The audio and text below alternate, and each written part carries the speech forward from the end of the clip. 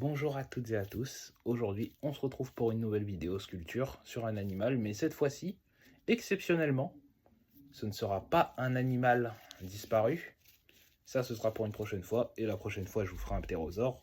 Là la sculpture portera sur un animal actuel, un animal qui fait plus ou moins le pont entre les espèces actuelles et les espèces éteintes. Cette fois-ci, on s'attaque à un animal actuel, mais un animal, je parlais de l'ornithorynque. Lui, c'est un petit animal qu'on va retrouver principalement en Océanie, notamment à l'est de l'Australie et en Tasmanie, sur l'île de Tasmanie.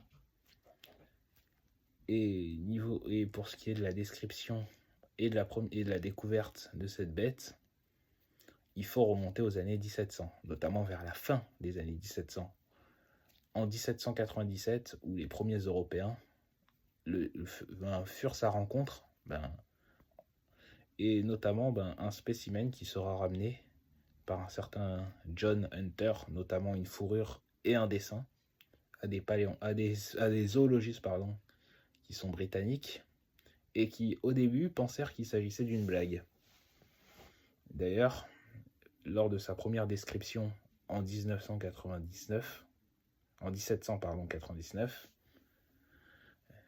George Kersley Shaw, qui le décrit dans Naturalist Miscellany, désolé pour mon accent anglais, ce dernier sera assez sceptique quant à l'existence de cet animal. D'ailleurs, un taxidermiste, un spécialiste de la taxidermie du nom de Robert Know, cherchera à voir si on n'avait pas cousu des morceaux d'animaux. Et d'ailleurs, mais au final, ils se sont bien rendus compte que non, cet animal n'était pas cousu avec d'autres animaux. C'était bien un animal complet et une nouvelle espèce qu'ils étaient en train de décrire. D'abord, il fut nommé Platypus, c'est-à-dire pied plat, littéralement. Platus, plat, et pos, pied plat, littéralement. Sauf que ce nom avait déjà été donné à une espèce de scarabée de la famille des Platydés. Du coup, en 1800, on proposa le nom Ornithorhynchus anatinus. Cette fois-ci, la contraction grecque de ornitho, oiseau, rhynchos, bec, anatinus, comme un canard. Le bec d'oiseau qui ressemble à un canard, à celui d'un canard. Et en français, ça donnera ornithorynque, littéralement. Et pour ce qui est de la classification, il s'agit d'un mammifère, et plus précisément d'un mammifère appartenant au groupe des monotrèmes, qui est l'un des trois principaux grands ordres de mammifères, avec les placentaires, c'est-à-dire ceux qui ont développé le placenta, et dont nous faisons partie actuellement, mais également les marsupiaux, c'est-à-dire les mammifères qui ont développé une poche qu'on appelle le marsupium, et qui sert plus ou moins à la reproduction chez ces animaux, et groupe dans lequel on va retrouver les kangourous et les koalas par exemple. D'ailleurs, l'ornithorynque, comme ses cousins échidnés, contrairement aux autres mammifères, possède des caractéristiques qui les distinguent bien des autres mammifères contemporains classiques. Par exemple, comme le fait d'avoir les pattes en position rampante plutôt, Là où chez les autres mammifères, les pattes sont en position érigée, c'est-à-dire que les pattes sont sous le corps, chez l'ornithorynque, comme chez ses cousins échidnés, les pattes sont littéralement sur le côté. Ça, c'est quelque chose qu'on retrouve surtout chez les reptiles. D'ailleurs, autre caractéristique, c'est que l'ornithorynque, comme les autres monotrèmes, sont des animaux qui sont dits ovipares, c'est-à-dire que le développement se fait dans un œuf.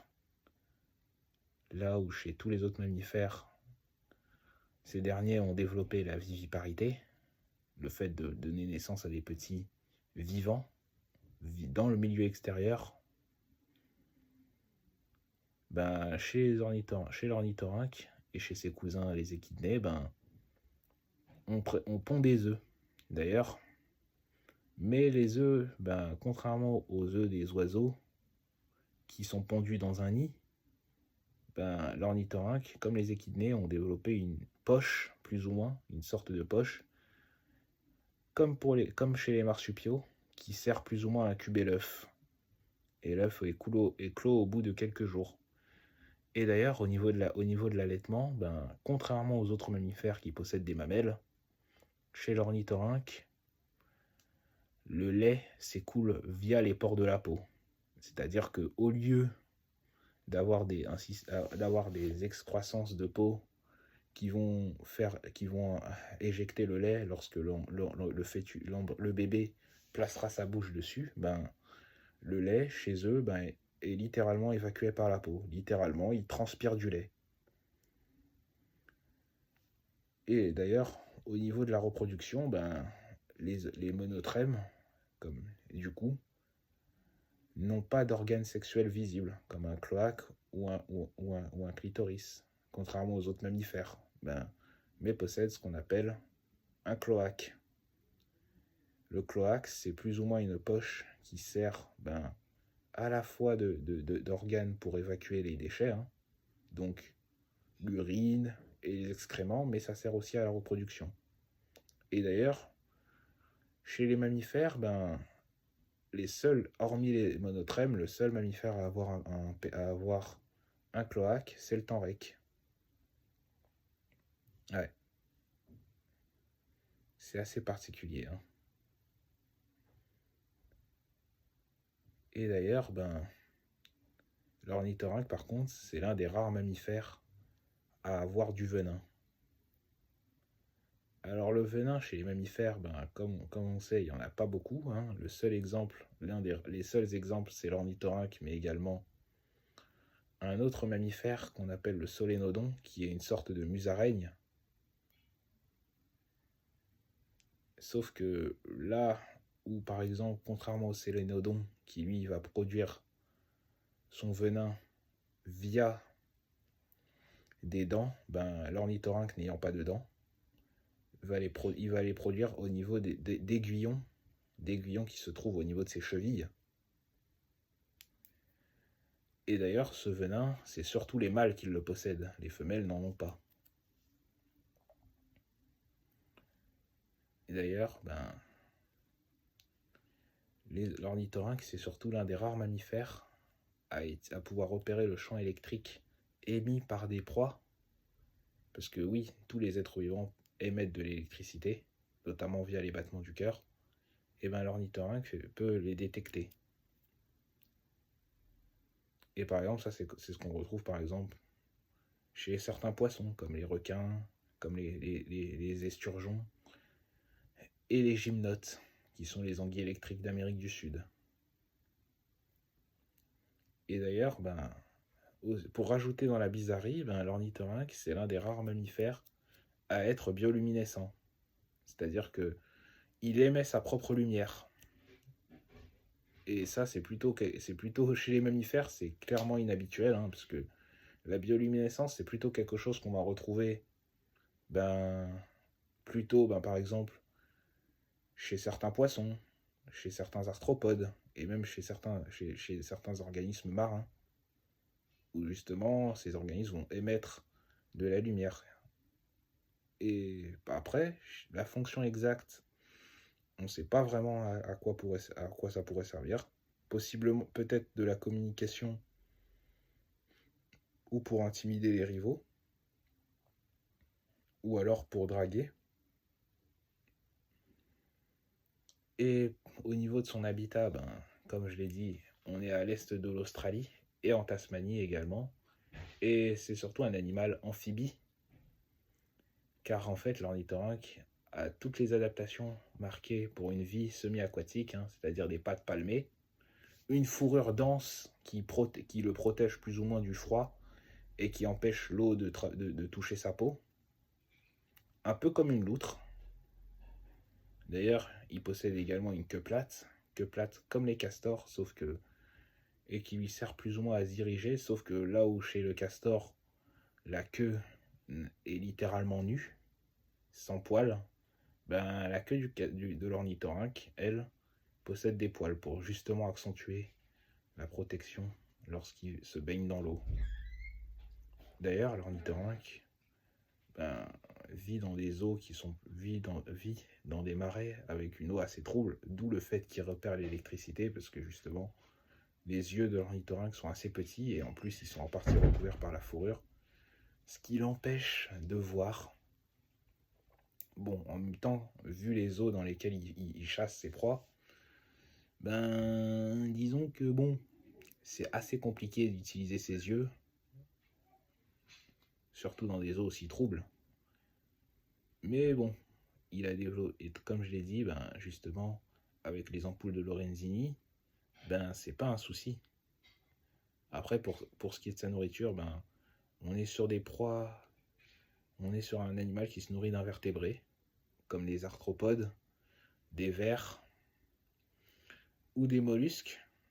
Mollusques qu'il attrape, avale. Mais par contre, particularité aussi, c'est que l'ornithorynque, comme les échidnés, et contrairement aux autres mammifères et même aux autres animaux, enfin aux autres vertébrés, ceux-ci n'ont pas d'estomac. En fait, la nourriture est ingérée et en fait finit dans une poche. Et pour broyer les aliments, vu qu'ils les avalent vivants, ben ces derniers avalent des cailloux qui les aident à broyer la nourriture, grâce à un système de muscles qui agissent comme des pompes et permettent de faire et qui font office de dents. D'ailleurs, c'est une méthode qu'on retrouve chez les oiseaux actuels, mais également chez les crocodiles et même chez certains dinosaures, non aviens bien sûr. Et pour ce qui est du statut de conservation de l'ornithorynque, sur la liste rouge de l'IUCN, liste rouge qui en gros résume et permet de vérifier le statut de conservation d'une espèce, l'ornithorynque est classé comme vulnérable. C'est-à-dire que, bon, disons que c'est vulnérable, c'est que c'est pas non plus catastrophique, mais c'est inquiétant quand même. Après, parce qu'en fait, il faut savoir que sur cette liste rouge, tu as plusieurs états de conservation. On a non évalué, c'est-à-dire que pour le coup, on ne sait pas vraiment, étant donné qu'on manque de données. On a vulnérable, là ça veut dire qu'on a des données, mais ça veut dire que l'espèce peut être sujette au moindre changement, ça peut la menacer plus ou moins gravement. Ensuite, on a en danger, enfin on a quasi menacé, ça veut dire que là, il y a des dangers qui courent sur sa couenne, et donc c'est pas bon. Et dans le cas, et ensuite on a en danger. En danger, ça veut dire que bon, le statut de conservation, il est inquiétant, donc il faut commencer à s'inquiéter réellement.